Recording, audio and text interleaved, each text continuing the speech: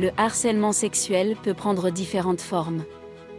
Il peut s'agir de gestes, de paroles, d'insinuations, et même de langage non verbal à connotation sexuelle non désirée, qui se produisent dans un cadre professionnel. En fait, le harcèlement sexuel, c'est tout comportement inopportun, offensant, ou non désiré, qui a une connotation sexuelle. À noter qu'un comportement, à connotation sexuelle, n'implique pas nécessairement des rapports sexuels. Il peut s'agir d'un comportement fondé sur le sexe, le genre, l'expression de genre, et même l'orientation sexuelle. En Ontario, c'est la loi sur la santé et la sécurité au travail qui définit ce qu'est le harcèlement sexuel au travail. Le harcèlement sexuel au travail s'entend du fait pour une personne, d'adopter, pour des raisons fondées sur le sexe, l'orientation sexuelle, l'identité sexuelle, ou l'expression de l'identité sexuelle, une ligne de conduite caractérisée par des remarques ou des gestes vexatoires contre un travailleur, dans un lieu de travail, lorsqu'elle sait, ou devrait raisonnablement savoir, que ces remarques ou ces gestes sont importuns. De faire des sollicitations ou des avances sexuelles, alors qu'elle est en mesure d'accorder au travailleur, ou de lui refuser, un avantage ou une promotion, et qu'elle sache, ou doive raisonnablement savoir, que ces sollicitations ou ces avances sont importunes. La définition du milieu de travail est large. Elle comprend le lieu où vous travaillez habituellement, mais aussi tout autre endroit lié au travail.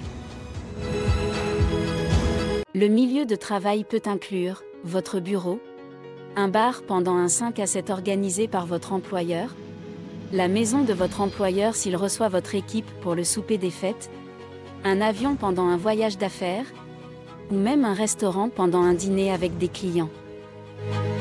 Le harcèlement peut venir d'une personne travaillant directement avec la victime, ou d'une personne étant liée à l'organisation, comme une cliente, un usager, ou un fournisseur. Le harcèlement peut toucher toute personne travaillant pour l'organisation, qu'elle soit rémunérée ou non. Ce peut être, par exemple, une personne qui travaille à temps plein ou à temps partiel, qui travaille occasionnellement, qui travaille à contrat, qui complète un stage, ou qui agit à titre de bénévole.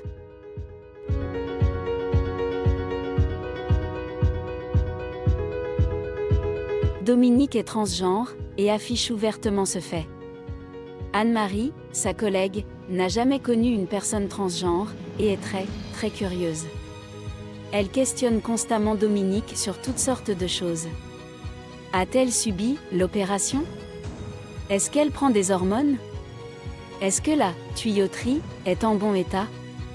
A-t-elle déjà eu des rapports sexuels avec un homme? A-t-elle ses règles? Ces questions rendent Dominique très mal à l'aise.